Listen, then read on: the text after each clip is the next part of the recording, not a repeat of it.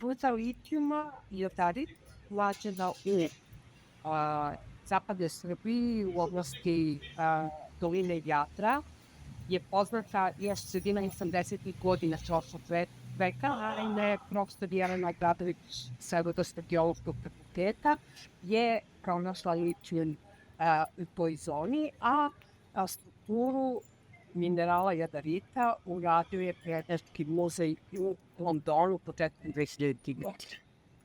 Kompanija Rio Tinto radi istražuje to rudno telo već duže vreme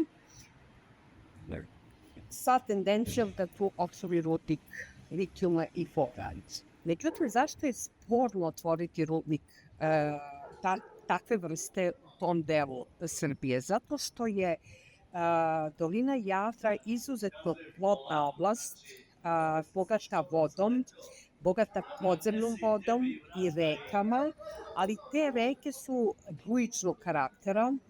Svake godine nekoliko puta preplave dolinu Jadra, a u nekoliko godina jednom se dese bujične poplave kada se vodeni stup u toj dolini podigne iza nekoliko metara. Prosto čitava dolina bude voda.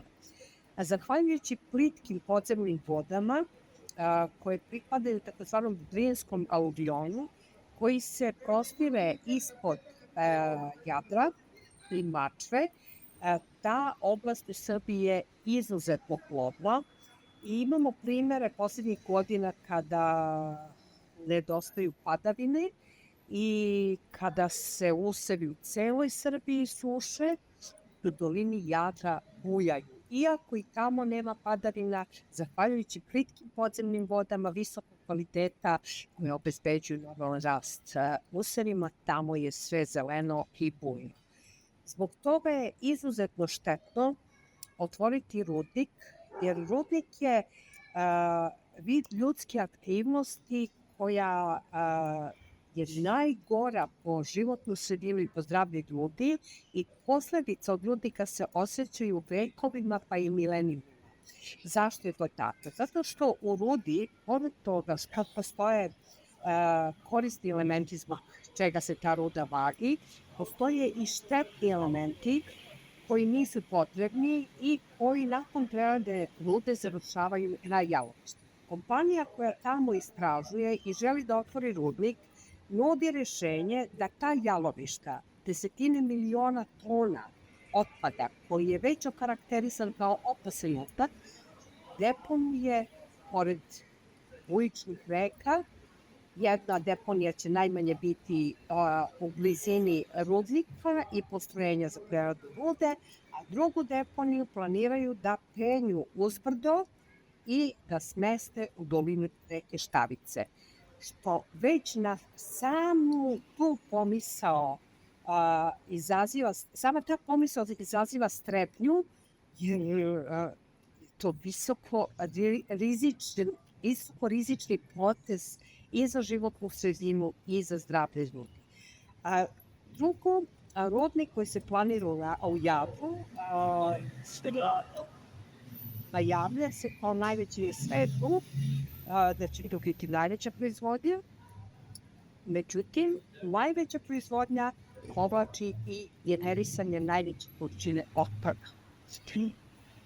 Pitanje je da li je vredno uništiti jedan živ i zdrav region za neku trenutnu korist koja možda za 10 godina više i ne bude bitna, jer stalno se rade nova istraživanja, nalaze se nova rešenja, a posledice će ostati dugo.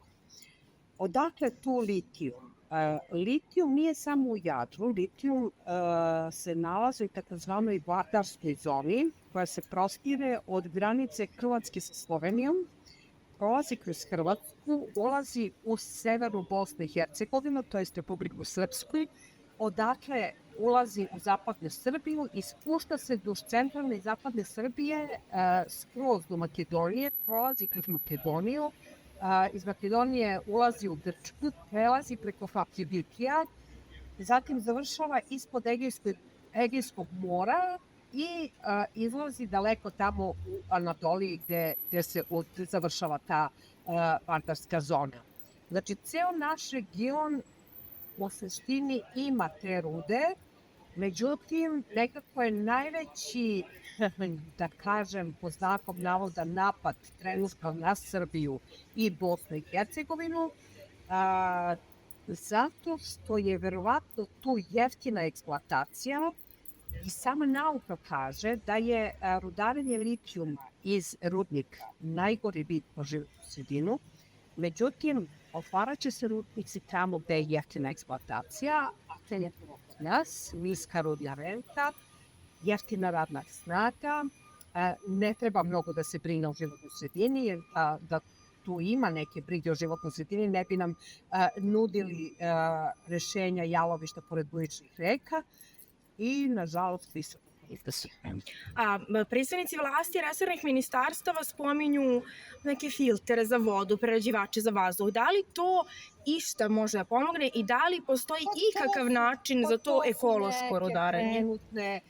Neka trenutna rešenja za trenutno umanjenje, međutim, umanjenje zagađenja vazduha, zagađenja voda, da se razumemo, kompanija još uvijek nema rešenje za preradu otpadnih voda.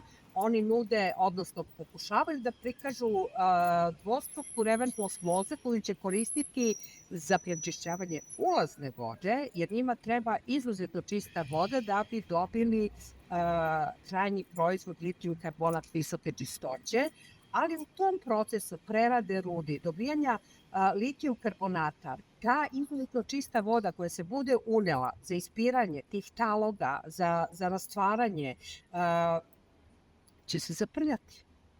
I tamo nema rešenja. Znači, dugoročno ne postoji ekološko rešenje? Dugoročno ne. Znači, može negde nešto da se drži pod kontrolom dok kompanija funkcioniše, ali kad kompanija ode, kome ostaju ti problemi? Srbiji. Ima još jedan veliki problem u Jadru. Nije samo jalovište i nisu samo ogromne količine koncentrovane sumporne kiseline. Po njihovim podacima, to je 1100 tona dnevno koncentrovane sumporne kiseline i 15 tona dnevno koncentrovane hlorovodoleće kiseline koje će se koristiti za razaranje tih koncentrata. Postoji još jedan problem u Jadru, to je specifičnost rude u Jadru, a to je treći nivo podzemne vode koja se nalazi u zoni rudnog tela. Ta voda je toksična i sada već u istražnim radnjama ta voda izlazi na površinu zemlje i tamo gde je ona dospela na površinu, ona svojim konstituentima, znači s prisustvom bora i arsena u njoj, dolazi do sušenja i usevi su zakrvljali. Znači, tamo gde je ta voda dospela na površini zemlje, nema useva. Na istoj njivi, već malo dalje, možda nekoliko desetina metara od te bušotine koja curi, usevi su zdravi i lepo napreduju. Znači, to bi usevi bili u potpunosti razoreni? Potpuno, zato što ta voda sadrži visoke koncentracije bora koje se kreću i do 5 grama po litri, a te koncentracije su toksične. Bor je u niskim koncentracijama blagorodan i povoljno deluje na razvoj biljke, međutim već u višim koncentracijama, a to je 1 miligram po kilogramu zemljišta, kad pređe tu vrednost, bor postaje toksičan za biljku, a mi smo oko tih bušotina merili vrednosti od 70 do 250 mg po kilogramu zemljišta i zaista oko tih bušotina se biljka uopšte nije razvila ili je malo dalje zakašljala. Tako da je to jedan veliki problem. Znači, ne može se generalno posmatrati problem rudarstva litijuma na svakom mestu isto. Svako mesto je specifično, ima svoje probleme i tu treba izvagati da li je vredno uništiti nešto što je zdravo i što je dugoročno perspektivno, jer to je mesto sa najviše dece u Srbiji, u selima, a ima razloga zašto je tako, jer je plodno, jer je pogodno za život, jer je klima dobra.